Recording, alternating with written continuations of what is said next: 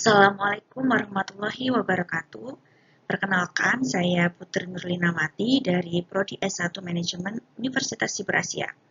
Video ini saya buat untuk memenuhi ujian akhir semester mata kuliah Manajemen Risiko berupa artikel review.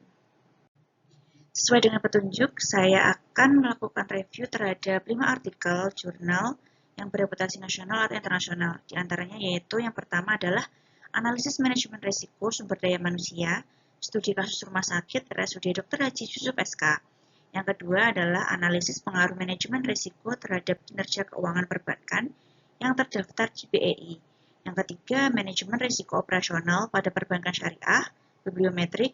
Yang keempat, penerapan model manajemen risiko teknologi digital di lembaga perbankan berkaca pada cetak biru transformasi digital perbankan Indonesia.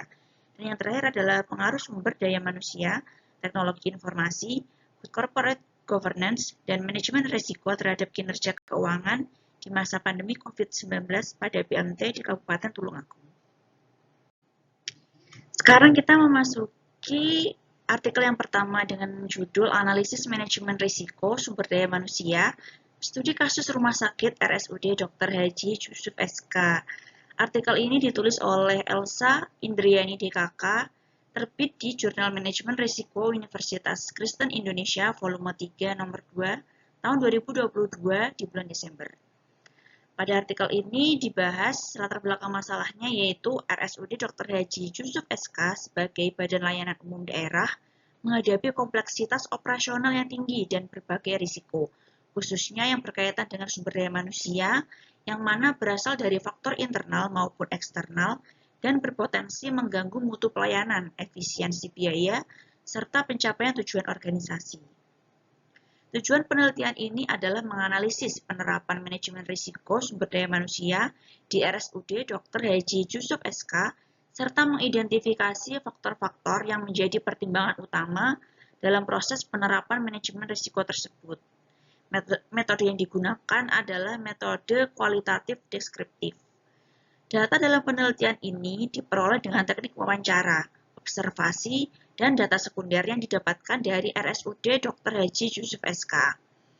Hasil penelitiannya adalah RSUD Dr. Haji Yusuf SK ini telah menerapkan manajemen risiko sumber daya manusia berbasis ISO 31000. Penerapan tersebut disusun dengan mempertimbangkan pendekatan Balanced Scorecard dan Key Performance Indicator atau KPI. Implikasi penelitian ini menunjukkan bahwa penerapan manajemen risiko SDM yang terintegrasi dapat meningkatkan kualitas pengendalian internal, mendukung pengambilan keputusan manajerial yang lebih baik, serta membantu rumah sakit dalam meningkatkan mutu pelayanan dan efisiensi biaya secara berkelanjutan.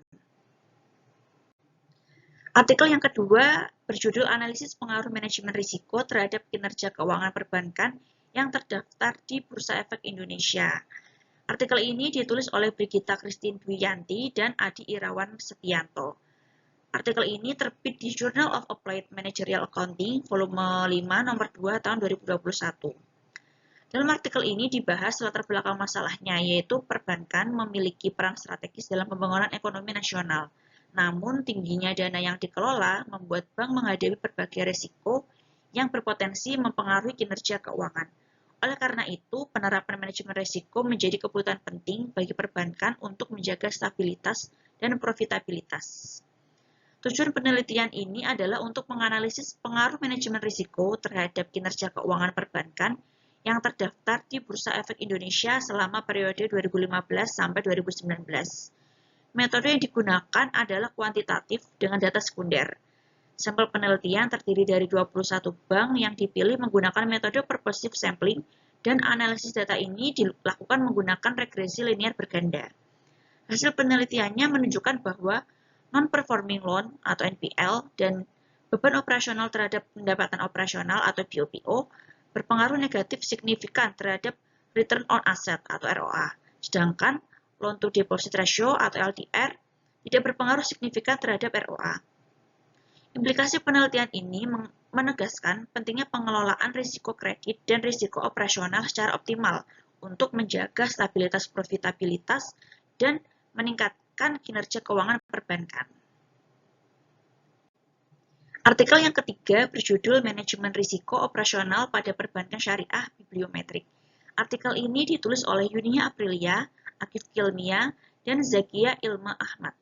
Artikel ini terbit di Iqtisadiyah, Jurnal Ekonomi dan Perbankan Syariah, volume 9, nomor 2, tahun 2022.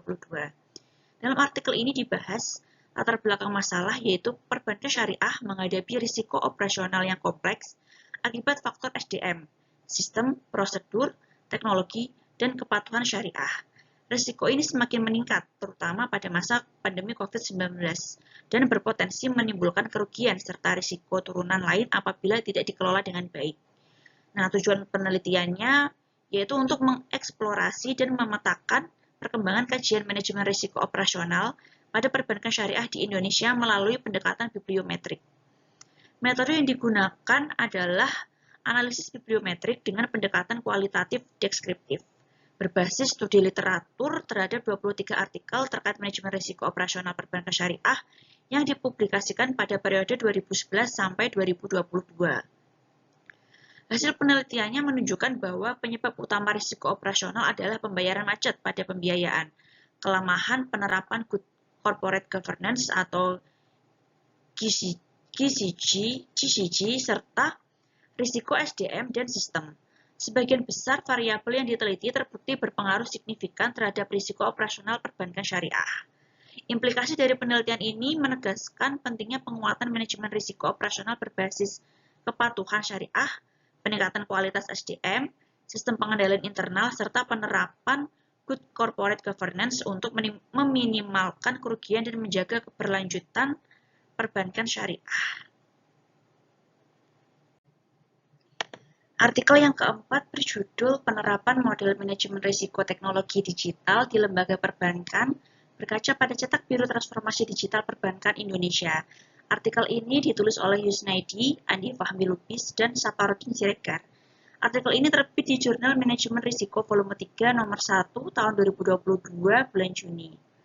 Dalam artikel ini dibahas latar belakang masalahnya, yaitu transformasi digital perbankan meningkatkan ketergantungan terhadap teknologi informasi, yang secara bersamaan memunculkan risiko teknologi digital seperti keamanan data, gangguan sistem, dan risiko operasional. Tanpa pengelolaan risiko yang memadai, risiko tersebut dapat menghambat stabilitas dan kepercayaan publik terhadap industri perbankan. Tujuan penelitian ini adalah untuk menganalisis penerapan model manajemen risiko teknologi digital di lembaga perbankan dengan mengacu pada cetak biru transformasi digital perbankan Indonesia. Metode yang digunakan adalah kualitatif deskriptif melalui studi literatur dan analisis kebijakan terkait manajemen risiko teknologi digital di sektor perbankan. Hasil penelitiannya menunjukkan bahwa penerapan manajemen risiko teknologi digital harus dilakukan secara terintegrasi dengan tata kelola perusahaan, manajemen risiko operasional, serta kebijakan keamanan informasi untuk mendukung transformasi digital perbankan yang berkelanjutan. Implikasi penelitian ini menekankan pentingnya penguatan regulasi, kesiapan infrastruktur teknologi, serta peningkatan kompetensi SDM perbankan dalam mengelola risiko teknologi digital guna menjaga stabilitas sistem keuangan dan kepercayaan nasabah. Sekarang kita memasuki artikel yang terakhir, yang kelima, yang berjudul Pengaruh Sumber Daya Manusia, Teknologi Informasi, Good Corporate Governance, dan Manajemen Risiko terhadap Kinerja Keuangan di masa pandemi COVID-19 pada PMT di Kabupaten Tulungagung. Artikel ini ditulis oleh Siti Nur Aini, Sri Wahyuni, dan Lulu Mufidah. Artikel ini terbit di Iqtisadiyah Jurnal Ekonomi Syariah dan Bisnis Islam, volume 9 nomor 1 tahun 2022. Latar belakang masalahnya yaitu pandemi COVID-19 memberikan tekanan besar terhadap kinerja keuangan Baitul Mal wa Tamwil atau BMT, terutama akibat keterbatasan sumber daya manusia, pemanfaatan teknologi informasi yang belum optimal, serta lemahnya penerapan good governance dan manajemen risiko. Kondisi ini menuntut BMT untuk meningkatkan kualitas pengelolaan organisasi agar tetap bertahan dan berkelanjutan. Tujuan penelitiannya yaitu untuk menganalisis pengaruh sumber daya manusia, teknologi informasi, good governance, dan manajemen risiko terhadap kinerja keuangan BMT di Kabupaten Tulungagung pada masa pandemi COVID-19. Metode yang digunakan adalah kuantitatif dengan pendekatan survei. Data diperoleh melalui kuesioner kepada pengelola BMT dan dianalisis menggunakan regresi linear berganda. Hasil penelitiannya menunjukkan bahwa sumber daya manusia, teknologi informasi, good governance, dan manajemen risiko secara simultan berpengaruh signifikan terhadap kinerja keuangan BMT. Secara parsial, masing-masing variabel juga memberikan pengaruh positif terhadap kinerja keuangan. Implikasi penelitian ini menegaskan pentingnya peningkatan kompetensi SDM, optimalisasi teknologi informasi, penerapan good governance, serta penguatan manajemen risiko untuk meningkatkan kinerja keuangan BMT khususnya dalam menghadapi kondisi krisis seperti pandemi. Sekian pembahasan atau review artikel dari saya. Semoga dapat memenuhi ujian akhir semester mata kuliah manajemen risiko. Akhir kata, saya ucapkan terima kasih. Wassalamualaikum warahmatullahi wabarakatuh.